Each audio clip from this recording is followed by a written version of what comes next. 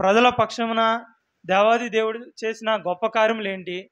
నేడు ఆయన ప్రజలమైనటువంటి రాజులైన యాజక సమూహంలో ఒకరిగా చేర్చబడిన మన జీవితాల్లో దేవాది దేవుడు చేసినటువంటి గొప్ప కార్యములు ఏంటి అనేది ఒకసారి ఆలోచించుకొని స్మరించుకొని దేవాది దేవుని సన్నిధిలో మనము ఆరాధించబద్దులమన్నాం.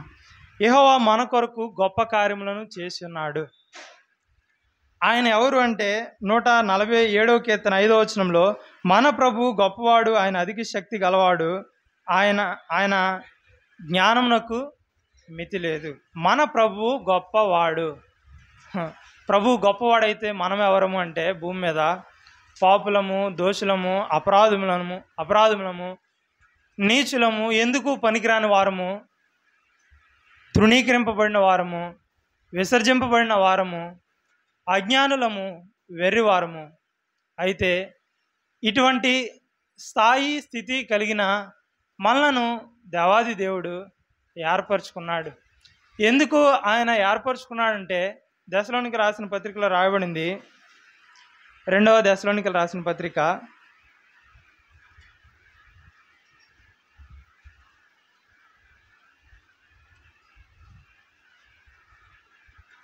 2వ అధ్యాయము 13వ వచనము మధ్యలో, రక్షణ పొందుటకు దేవుడు ఆది నుండి మిమ్మల్ని ఏర్పరచుకున్న గనుక మేము మిమ్మల్ని బట్టి ఎల్లప్పుడూ దేవుని కృతజ్ఞతాస్తుతులు చెల్లింపబద్దులమై ఉన్నాము. రక్షణ పొందుటకు దేవుడు ఆది నుండి మిమ్మల్ని ఏర్పరచుకున్నాను. మన ప్రభు గొప్పవాడు. భూమి మీద ఎందుకు పనికిరాని వారము మనము, పాపులము, నీచులము, దౌర్భాగ్యులం మనము, దిగంబరులం మనము, గ్రుడ్డివారం మనము. అయితే ఇటువంటి స్థాయి స్థితి కలిగిన మనలను దేవాది దేవుడు రక్షణ పొందడానికి మనలను ఏర్పరచుకున్నాడు. ఇట్టి అనుభవానికి, ఇది చదవడం మాత్రమే కాదు కానీ ఇట్టి అనుభవాన్ని కలిగి ప్రభుని మనము ఆరాధించబద్దులమన్నాం. మన ప్రభు 147వ కీర్తన 5వ వచనం ప్రకారంగా మన ప్రభు గొప్పవాడు, ఆయన అధిక శక్తి గలవాడు, ఆయన జ్ఞానమునకు మితి లేదు.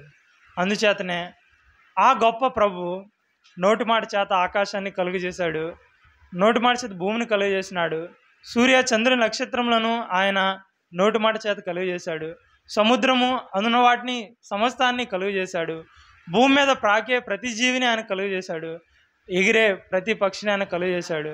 అంత మాత్రం కాదు, మరి ముఖ్యంగా దేవాది దేవుడు నోటి మాట చేత సమస్తాన్ని కలుగజేసిన గొప్ప దేవుడు మానవుని మాత్రము తన యొక్క స్వహస్తాలతో నిర్మించినాడు.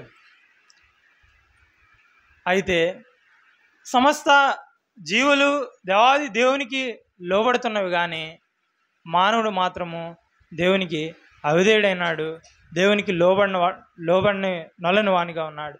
ప్రియ సోదరి, భూమి మీద అలనాడు ఆదాము అవ్వలు పాపం చేసి దేవుని యొక్క మహిమను కోల్పోయినారు, దేవునితో సహవాసాన్ని కోల్పోయినారు.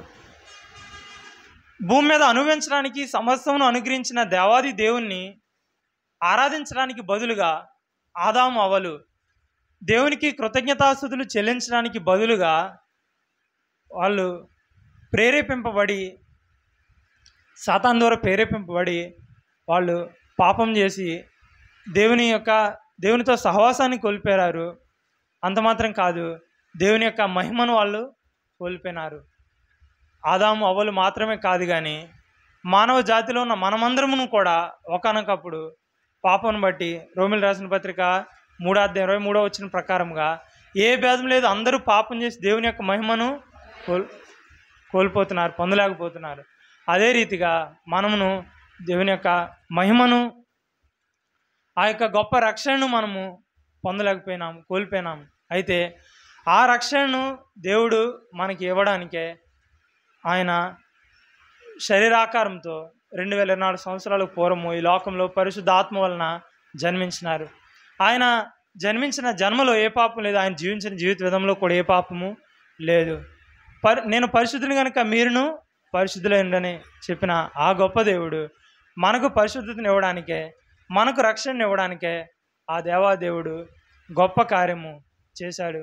అది శిలువ కార్యము. ప్రియ సోదరి, గొప్ప ప్రభు 147:5 ప్రకారముగా మన ప్రభు గొప్పవాడు, గొప్ప దేవుడు, గొప్ప కార్యములు చేశాడు మన ఎడల. ఆ గొప్ప కార్యంలో ప్రాముఖ్యమైనది శిలువ కార్యము. అది క్రియ. దేవాది దేవుడు గొప్ప కార్యములు చేసి ఉంటే మనం ఎలాంటి కార్యములు అంటే, మన యొక్క క్రియలు ఎలాంటివి అంటే నీచమైనవి, దౌర్భాగ్యమైనవి. మన యొక్క క్రియలు నీచమైనవి, మన యొక్క క్రియలు, మన యొక్క కార్యాలు. అయితే ఆ ప్రభు, గొప్ప ప్రభు, గొప్ప కార్యము అనగా శిలువ కార్యమును ఆయన చేసినాడు. రక్షణ ఇవ్వడానికే శిలువ కార్యం చేసినాడు. ఎలాంటిది ఈ యొక్క రక్షణ అంటే 18వ కీర్తన 50వ వచనంలో, నీవు నియమించిన రాజునకు గొప్ప రక్షణ కలుగజేయువాడవు, అభిషేకించిన దావీదునకును అతని సంతానమునకు నిత్యము కనికరము చూపువాడు. ఎలాంటిది ఈ రక్షణ అంటే గొప్ప రక్షణ, గ్రేట్ సాల్వేషన్. మనము భూమి మీద ఒక డిగ్రీ కంప్లీట్ అయితే, డిగ్రీ సర్టిఫికేట్ వస్తే ఇక నా అంత గొప్పవాళ్ళు లేడని ఇలా కాలు రాగేస్తాం. మన గొప్పది.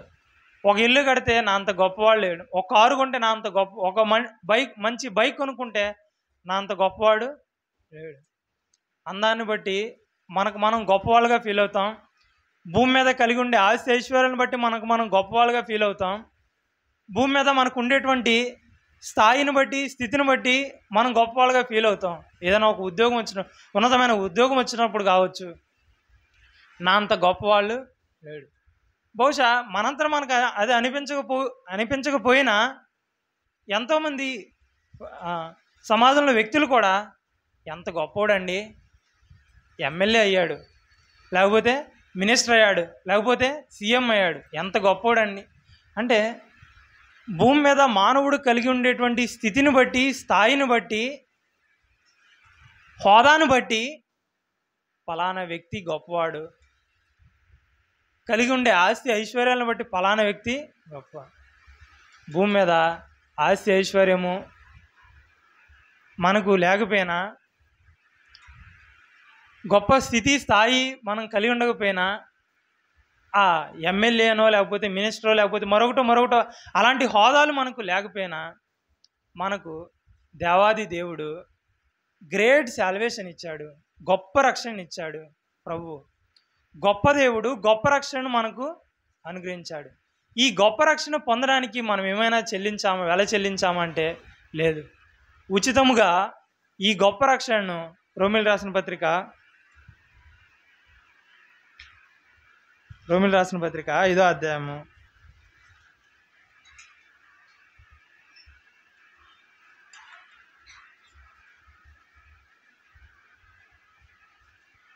5వ అధ్యాయము 9వ వచనం. ఈ భాగం అంతే మనకు తెలుసు, ఒక మాట చదువుకుందాం. 9వ వచనం. కాబట్టి ఆయన రక్తం వలన ఇప్పుడు నీతిమంతులముగా తీర్చబడి మరింత నిశ్చయముగా ఆయన ద్వారా ఉగ్రత నుండి రక్షింపబడదము.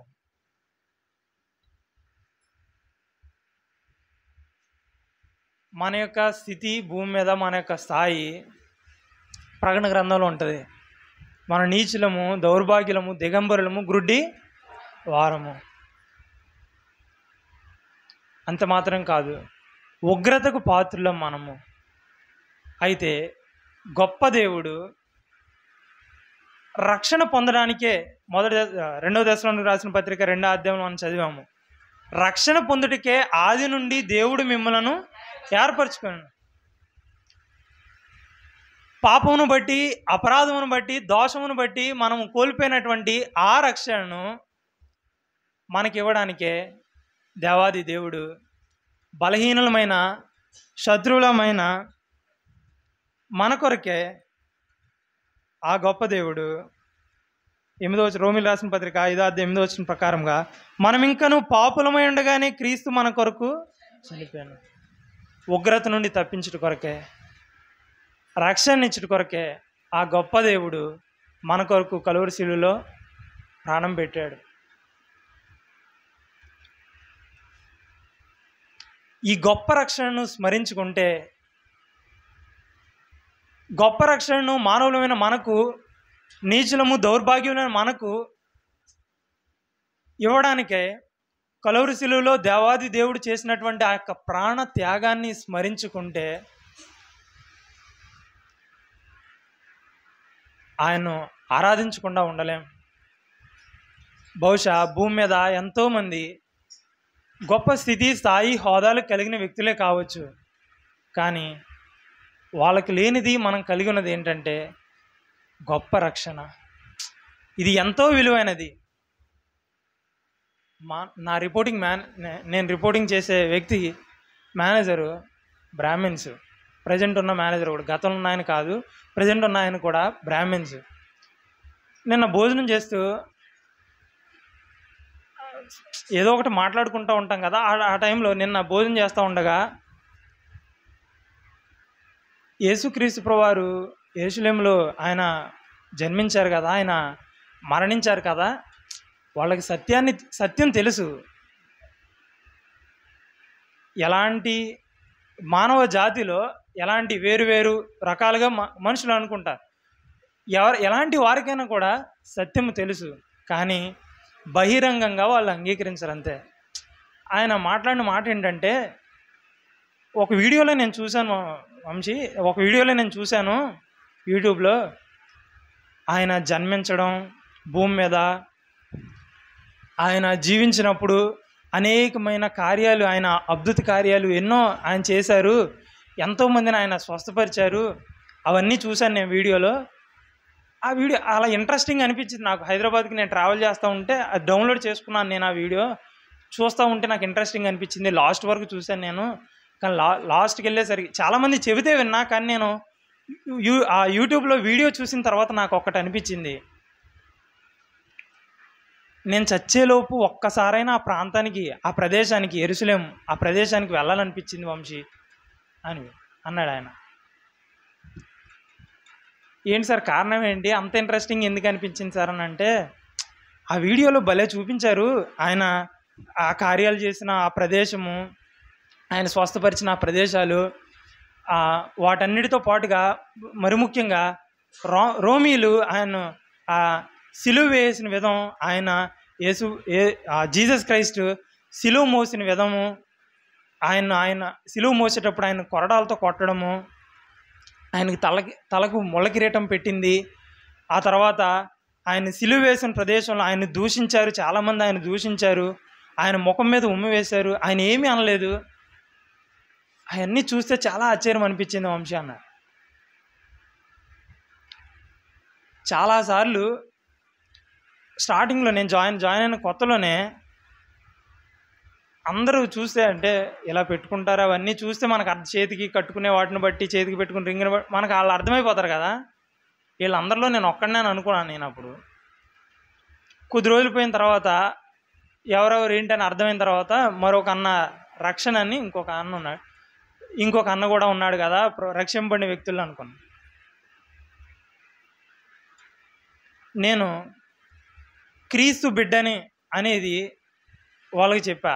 ఇంకా అప్పటి నుంచి ఏదన్నా వాళ్ళు తినేటిల్లో కానీ, తినేట్లు అంటే వాళ్ళు ప్రత్యేకంగా వేరు ప్రదేశాల నుంచి తెచ్చుకుంటారు కదా, అట్లు తినేటిల్లో విషయాలు కానీ ఏమీ నన్ను ఇంకా అడగడం, నన్ను ఇంకా డిస్టర్బ్ చేయాలి. నిన్న ఏదో రీతిగా వాళ్ళకి సువార్త చెబుదామంటే ఎప్పుడు అవకాశం రాలా. కనీసం బ్యాంకుల అటెండర్ కూడా సువార్త చెప్పాలంటే ఓ రోజు భోజనం చేసేటప్పుడు అందరూ వెళ్ళిపోయారు, మాట్లాడుతూ ఉంటే నేను ఇంతకుముందు చర్చికి వెళ్ళానండి, అటెండర్ కూడా నేను ఇంతకుముందు చర్చికి వెళ్ళానండి, వెళ్తే నాకు ఏదో పట్టింది, ఏదో అయ్యింది, ఇంకా అప్పటి నుంచి నేను ఆమె పేరే మావుళ్ళమ్మ. కానీ నిన్న ఆయన భోజనం చేస్తూ మాట్లాడేటప్పుడు ఎంతో అనేకమైన ఒత్తిళ్ళు ఉన్నాం, కానీ ఆయనకి ఎందుకు గుర్తొచ్చిందో తెలియదు, ఆయనకి నాకే ఎందుకు సంభాషించాలో ఆయనకి తెలీదు. కానీ ప్రభువు నేను ఒక గొప్ప అవకాశం ఇచ్చినాడు. ఆయన నోటితో ఆయన ఆయన్ని సిలువ వేయడం, ఆయన మళ్ళా పాతిపెట్టారు, ఆయన సమాధుల్లో నుంచి తిరిగి లేవడం, ఆ ప్రదేశం అంతా చాలా ఆశ్చర్యం అనిపించింది నాకు అది చూసి అన్నాడు. ఒకసారి ఆలోచించండి, ప్రభువుని ఎరుగని వ్యక్తి, ప్రభువుని రక్షకునిగా అంగీకరించని వ్యక్తి ఒక వీడియో చూస్తేనే ఆయన యొక్క సిలువ కార్యాన్ని ఆయన ఊహించుకుంటేనే, ఇమాజినేషన్ చేసుకుంటేనే ఆయనకు అంతలా అనిపిస్తే, రక్షింపబడిన మనము ఆయన యొక్క సిలువ కార్యాన్ని స్మరించుకుంటే, ఆయన యొక్క సిలువ కార్యం మనం స్మరించుకుంటే ఆయన్ను ఆరాధించకుండా ఎలా ఉండగలం? గొప్ప దేవుడు గొప్ప రక్షణను మనకు అనుగ్రహించినాడు. ఉగ్రత నుండి తప్పించి ఆయన గొప్ప రక్షణ మనకు అనుగ్రహించాడు. ప్రియుడా సోదరి, మొదటి దశలోనికి రాసిన పత్రికలో రాయబడింది. మొదటి దశలోనికి రాసిన పత్రిక 5వ అధ్యాయము 9వ వచనము. 5వ అధ్యాయం 9వ వచనం. ఎందుకనగా మన ప్రభువైన యేసుక్రీస్తు ద్వారా రక్షణ పొందుటికే దేవుడు మనలను నియమించును గాని ఉగ్రత పాలగుటకు నియమింపలేదు. ఈ ఉగ్రతను తప్పించడానికే దేవాదేవుడు యేసుక్రీస్తు ప్రభువారు ఈ లోకానికి వచ్చి కలువరి శిలువలో ప్రాణం అర్పించారు. రోమీయులకు రాసిన పత్రిక 5వ అధ్యాయం 9వ వచనం మనం చదివిన రీతిగా ఆయన రక్తం ద్వారా నీతిమంతులుగా తీర్చబడి మరింత నిశ్చయముగా ఆయన ఉగ్రత నుండి రక్షించబడుదుము. ఇంకా ఇక్కడ కూర్చున్న వారిలో రక్షింపబడిన అనుభవం ఎవరికైనా లేనట్లయితే, దేవాదేవుడు మనతో మాట్లాడుతున్నాడు. ఆయన రక్తం వల్ల మనం నీతిమంతులుగా తీర్చబడి ఈ రక్షణ ఇవ్వడానికే ఆయన కలువరి శిలువలో ప్రాణం పెట్టినాడు. కీర్తనలో రాయబడింది, వారి ప్రాణ విమోచన క్రయధనము. ఇది సామాన్యమైనది కాదు. వారి ప్రాణ విమోచన క్రయధనము బహు గొప్పది అని రాయబడింది. అంటే ఎంతో గొప్పది. మనం భూమి మీద కలిగి ఉండే ఇదంతా తాత్కాలికమైన జీవితము. ఉద్యోగం కావచ్చు, ఆశైశ్వర్యాలు కావచ్చు, అందచందాలు కావచ్చు, హోదా ఏదైనా కూడా, స్థితి స్థాయి కావచ్చు, ఇవన్నీ కూడా తాత్కాలికమైనవి. కానీ గొప్పది ఏంటంటే రక్షణ. ఆ గొప్ప రక్షణ మనకు ఆయన కలువరి శిలువ ఆయన యొక్క శిలువ కార్యం ద్వారా ఉచితంగా మనకు ఆ రక్షణ అనుగ్రహించినాడు. కాబట్టి రక్షింపబడిన అనుభవం కలిగి ప్రభుని ఆరాధించబద్దులమన్నాం. అందుకే ఇది దావీదు యొక్క అనుభవము. రక్షణ ద్వారా మనకు కలిగే మేలు చూడండి. కీర్తనలు 21వ కీర్తన 5వ వచనము. నీ రక్షణ వలన అతనికి గొప్ప మహిమ కలిగెను, గౌరవ ప్రభావములను నీవు అతనికి ధరింపజేసి ఉన్నావు. నీ రక్షణ వలన అతనికి గొప్ప మహిమ కలిగెను.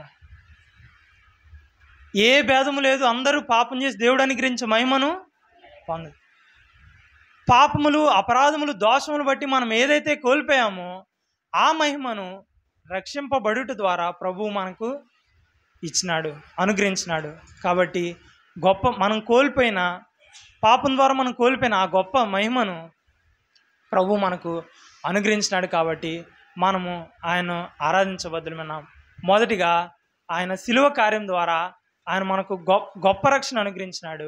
రెండవదిగా పాపం ద్వారా, అపరాధం ద్వారా మనం కోల్పోయిన ఆ మహిమను, అనగా గొప్ప మహిమను మనకు ప్రభు అనుగ్రహించినాడు. ఈ స్థితి కలిగిన లేక ఇటు ధన్యతను పొందిన ఒక వ్యక్తి పరిశుద్ధ గ్రంథంలో మనకు తెలుసు. ఇందాక 126వ కీర్తన మనం చదువుకున్నాము. 126వ కీర్తన 3వ వచనంలో, యెహోవా మన కొరకు గొప్ప కార్యములు చేసి ఉన్నాడు. ఒకనొక వ్యక్తి జీవితంలో కూడా ఆ గొప్ప కార్యము ప్రభు చేసినాడు. అందును బట్టి ప్రభు ఆ వ్యక్తి మహింపరుస్తున్నాడు. చూడండి, లోకాసువార్త 7వ అధ్యాయము. లోకాసువార్త 7వ అధ్యాయము 39వ వచనము. లోకాసువార్త 7వ అధ్యాయము 39వ వచనము. అయితే ఆయన లోకాసువార్త 8వ అధ్యాయము 39వ వచనం. 8వ అధ్యాయం 39వ వచనం. అయితే ఆయన, నీవు నీ ఇంటికి తిరిగి వెళ్ళి దేవుడు నీకెట్టి గొప్ప కార్యములు చేసినో తెలియజేయమని వానితో చెప్పి వారిని పంపివేసను. వాడు వెళ్ళి యేసు తనకెట్టి గొప్ప కార్యములు చేసినో ఆ పట్టణమంతటను ప్రకటించను. కృతజ్ఞతతో ప్రభువును మహింపరుస్తున్న వ్యక్తి ఇతడు ఎవరు అంటే శానా అనే దెయ్యం పట్టిన వ్యక్తి. ఈ వ్యక్తి యొక్క గత జీవితము, ప్రస్తుత జీవితం చూసినట్లయితే ఒకానొకప్పుడు మార్కు సువార్తలో రాయబడింది 5వ అధ్యాయంలో, ఇతడు సమాధుల్లో వాసం చేసేవాడు. బహుశా ఈ అధ్యాయంలో కూడా ఉంటుంది. లూకాసు వార్త 8వ అధ్యాయము 27వ వచనంలో ఆఖరి మాట, వాడు దయ్యములు పట్టిన వాడే బహుకాలం బట్టలు కట్టుకొనక సమాధుల్లోనే గాని ఇంటిలో ఉండువాడు కాడు. అంటే సమాధుల్లో ఎవరుంటారు? చచ్చిన వాళ్ళు లేక మృతులు సమాధుల్లో. మార్క్స్ వార్త 5వ అధ్యాయంలో ఈ వ్యక్తి గురించి రాయబడింది. అయితే చాలా దెయ్యం పట్టిన వ్యక్తి సమాధుల్లో వాసం చేసేవాడు. అక్కడ మరొక మాట రాయబడింది, ఎవడను వారిని సాధుపరచలేక పోయిరి. అంటే కొందరిని చూసి ఇంకా వీడు బాగుపడరా బాబు అంటారు. అంతేకాదు, వీడిని బాగు చేయడం ఎవడి వల్ల కూడా, ఇది మన వాడుక భాషలో ఈ వ్యక్తి గురించి రాయబడింది, ఎవడును వాడిని సాధుపరచలేకపోయారు, బాగు చేయలేకపోయారు. భూమి మీద ఏ మనిషి కూడా బాగు చేయలేకపోయాడు. అయితే ఒకనొక దినాన్న ఈ యొక్క వ్యక్తి జీవితము మారింది. చూడండి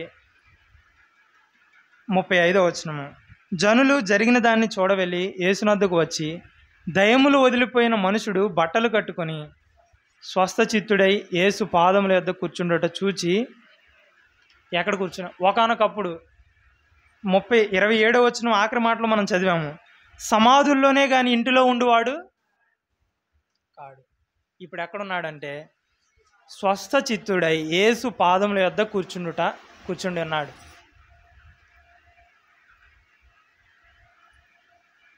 ఒకనొకప్పుడు సమాధుల దగ్గర వాసం చేసేవాడు అంటే మృతమైన జీవితం, చచ్చిన స్థితి. ఒకనొకప్పుడు మన జీవితం కూడా, మనమును ఎఫెసీయులకు రాసిన పత్రిక 2వ అధ్యాయం 1 వచనాల ప్రకారంగా మనము పాపముల చేతను అపరాధముల చేతను చచ్చిన వారము.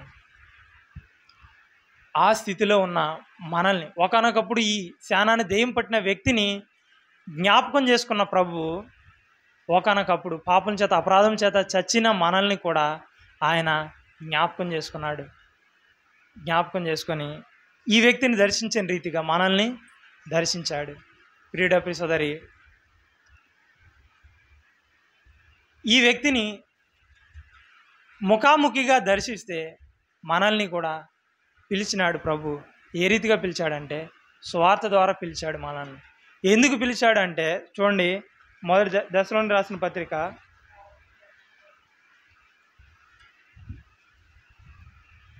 2వ దశలోనికి రాసిన పత్రిక 2వ అధ్యాయము 14వ వచనము. 2వ దశలోనికి రాసిన పత్రిక 2వ అధ్యాయం 14వ వచనం, మీరు ఎలాగున రక్షింపబడి మన ప్రభు అయిన యేసు క్రీస్తు యొక్క మహిమను పొందవలనని ఆయన మా స్వార్థ ద్వారా మిమ్మను పిలిచాను. ఇక్కడికి ఎలా వచ్చాం మనము అంటే స్వార్థ ద్వారా వచ్చాం, పిలువబడ్డాం. ఏంటి స్వార్థ అంటే, ప్రయాసపడి భారం మోచుకుంటున్న సమస్త జనులారా నా దగ్గర నేను మీకు బూదిగంత నివాసులారా నా వైపు చూచి, ఇది సువార్త. ఈ సువార్త ద్వారా ప్రభు మనలను పిలిచాడు. ఎందుకంటే కారణం ఏంటి అంటే, బహుశా ఇక్కడ కొత్త వారు కూడా ఉండొచ్చు. కారణం ఏంటంటే 14వ వచనం, మీరు ఇలాగున రక్షింపబడి మన ప్రభు అయిన యేసుక్రీస్తు యొక్క మహిమను, ఏ భేదం లేదు, అందరూ పాపం చేసి మనం ఏదైతే కోల్పోయామో, పాపాన్ని బట్టి మనం ఏదైతే కోల్పోయామో ఆ మహిమను ప్రభు మనకి ఇవ్వడానికే, రక్షణ అనుభవం ద్వారా ఆ మహిమను మనకి ఇవ్వడానికే స్వార్థ ద్వారా మనలను పిలిచాడు. ప్రియుడ సోదరి, ఈ లూకాసు వార్త 8వ అధ్యాయంలో ఉన్న ఈ వ్యక్తి ఇప్పుడు ఈ వ్యక్తిని చూసిన వాళ్ళందరూ కూడా భయపడుతున్నారు. ఏ రీతిగా అంటే, మంచికి ఎంత గొప్ప కార్యం ఎలా జరిగింది ఈ వ్యక్తిలో అని ఈ వ్యక్తిని చూసి అనేక మంది భయభ్రాంతులు ఆశ్చర్యపడ్డారు. ప్రియుడ సోదరి, దీనికి కారణం ఒకటే, ఈ వ్యక్తి యేసు వైపు చూచాడు, యేసుక్రీస్తు ప్రభువుని విశ్వాసం ఉంచాడు, ఆయన్ను అంగీకరించాడు. చూడండి 28వ వచనం, వాడు యేసును చూచి కేకలు వేసి ఆయన ఎదుట సాగిలపడి యేసు అన్నాడు. యేసు సర్వోన్నతమైన దేవుని కుమారుడా, యేసు అన్నాడు. బహుశా ఈ వ్యక్తిని శానాన్ని దెయ్యం పట్టిన ఈ వ్యక్తిని చూసి మనుషులందరూ ఏమనుకున్నారు, పిచ్చోడీడు, దెయ్యం పట్టినాడు. ఈ వ్యక్తిని ఎవరికైనా పరిచయం చేయాలంటేనే ఈ వ్యక్తిని పరిచయం చేసే విధానం, ఈ వ్యక్తిని చూపించే విధం ఏంటంటే దెయ్యం పట్టినోడు, పిచ్చోడు, లేకపోతే మన భాష మెంటలోడు ఇలాగ. కానీ ఈ వ్యక్తి మొట్టమొదటిగా ప్రభువును చూచి ఎలాగ పిలుస్తున్నా అంటే యేసు అంటే ఆయన్ను అంగీకరించిన విధము, ఇంకా కిందకు వెళ్తే ఆయన యందు విశ్వాసం ఉంచిన విధము. ఇక్కడ దేవుని కుమారుడైనటువంటి యేసుక్రీస్తు ప్రభువాన్ని అంగీకరించిన విధము. యోహాను సువార్త 1:12 ప్రకారంగా కూడా తను అందరు అంగీకరించారో వారికి అందరికీ అనగా తన నామందు విశ్వాసం ఉంచిన వారికి దేవుని పిల్లలగడానికి అధికారం అనుగ్రహింపబడింది. ప్రియ సోదరి, మనం ఎవరైనా కావచ్చు, మనము ప్రభు యొక్క కుమార్తెలుగా తీర్చబడ్డాం. కారణం ఒకటే, ఆయన్ను మనము అంగీకరించాం, ఆయన యందు విశ్వాసము ఉంచినాం. ప్రియ సోదరి, ఆయన యందు విశ్వాసం ఉంచడం ద్వారా, ఆయన అంగీకరించడం ద్వారా ఆయన కుమార్తెలం అయ్యాం మనము. ఈ వ్యక్తి చూడండి 39వ వచనంలో, నీవు నీ ఇంటికి తిరిగి వెళ్ళి దేవుడు నీకు ఎట్టి గొప్ప కార్యము చేసెనో తెలియజేయమని వానితో చెప్పి వాడిని పంపివేసను. వాడు వెళ్ళి యేసు తనకెట్టి గొప్ప కార్యం చేసెనో ఆ పట్టణమందంతటను కృతజ్ఞతతో ప్రభువును మహింపరుస్తున్న రీతిగా ఈ వ్యక్తి, స్వస్థచిత్తుడైన ఈ వ్యక్తి కృతజ్ఞతతో ప్రభువును మహింపరుస్తున్న రీతిగా మనమును పాపం చేత అపరాధం చేత చచ్చిన మనల్ని కూడా బ్రతికించాడు. మనము స్వస్థపరచబడ్డాం కాబట్టి ప్రభుని మనమును ఆరాధించబద్దులమన్నాం. మొదటిగా గొప్ప రక్షణను ప్రభు మనకు అనుగ్రహించినాడు కాబట్టి మనం ఆరాధించబద్దులమన్నాం. రెండవదిగా నీచుల దౌర్భాగ్యులు మనల్ని ఆ రక్షణ పొందుటను బట్టి గొప్ప మహిమను ప్రభు మనకు అనుగ్రహించినాడు, ధరింపజేసినాడు కాబట్టి మనము ఆరాధించబద్దులమన్నాం. మూడవదిగా ఈ శానాన్ని దెయ్యం పట్టిన వ్యక్తి ఏ రీతిగా అయితే స్వస్థచిత్తుడైనాడు అంటే రోగం నుండి విడుదల పొందినాడు, మనం కూడా పాప రోగం నుండి విడుదల పొందాం కాబట్టి ఈ అనుభవాన్ని కలిగి, స్వస్థపరచబడిన ఈ అనుభవాన్ని కలిగి ప్రభుని మనము ఆరాధించబద్దులమన్నాం. ఒకప్పుడు మనము ఉగ్రతకు పాత్రలము, అయితే దేవుడు మనలను రక్షించినాడు. ఇది గొప్ప రక్షణ. ఈ రక్షణ ప్రభు శిలువ కార్యం ద్వారా మనకు అనుగ్రహించినాడు కాబట్టి ఈ అనుభవాన్ని కలిగి ప్రభుని మనము ఆరాధించబద్దులమన్నాం. ఈ ఒక వచనం చదువుకొని ఆరాధనకు వెళ్దాం. 126వ కీర్తన 3వ వచనం అందరం కలిసి చదువుకున్నాం. యెహోవా మన కొరకు గొప్ప కార్యములు చేసి ఉన్నాడు, మనము సంతోష భరితులమైతిమి. ఈ లోకంలో మనకు సంతోషాన్ని ఇచ్చేవి అని మనం భావించుకునేవన్నీ కూడా తాత్కాలికమైనది. అయితే రక్షణ ద్వారా పరిపూర్ణమైన సంతోషాన్ని ఆ గొప్ప దేవుడు మనకు అనుగ్రహించినాడు కాబట్టి ఇటు అనుభవం కలిగి, ఇటు ధన్యత కలిగి ప్రభువుని మనము ఆరాధించబద్దులమన్నాం.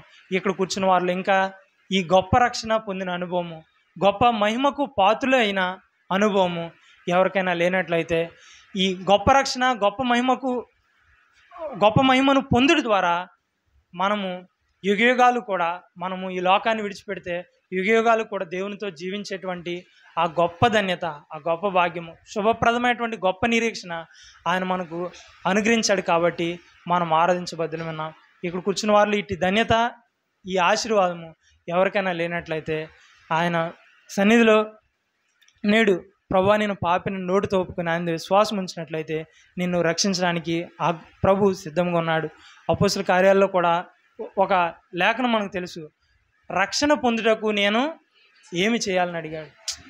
ఎంత గొప్పది, ఎంత భూమి మీద ఎంత గొప్ప ఆశీర్వాదం అంటే ఇది. ఆ లేఖనము మనకు తెలుసు. రక్షణ పొందడానికి నేనేమి ఏదైనా పొందాలి, యేసుక్రీస్తు ప్రభువారు నమ్ముకున్న ద్వారా ఒక ఇల్లు కట్టుకోవాలో, లేకపోతే ఒక కారు కొనుక్కోవాలో, లేకపోతే ఉద్యోగం సంపాదించుకోవాలి. ప్రభువుని నమ్మేది మనం అందుకు కాదు, రక్షణ పొందడానికి ప్రభుని నమ్మాలి. ఏదో కుటుంబంలో ఇవన్నీ సెకండరీ.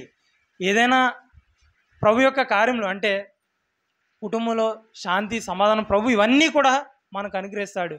అయితే మొట్టమొదటిగా మనం కలిగి ఉండవలసింది రక్షణ. రక్షణ పొంది నేనేం చేయాలని అడిగితే నీవు ప్రభుని యేసునందు విశ్వాసం ఉంచు, నీవు నీ ఇంటి వారు అదే మాదిరిగా వాళ్ళు రక్షింపడ్డారు. ప్రియ సోదరి, ఆ రక్షణ ప్రభు మనకు అనుగ్రహించాడు. కాబట్టి కృతజ్ఞతతో ప్రభుని ఆరాధించబద్దుమన్నాం. దేవుడు కొద్ది మాటలు మన దూరానికి ఆశ్రయించిన గాక. గొప్ప దేవుడవు నీవే, స్తుతులకు పాత్రుడ నీవే. గొప్ప దేవుడవు నీవే, స్తుతులకు పాత్రుడ నీవే. తప్పక ఆరాధింతున్ దయాళుడవు నీవే.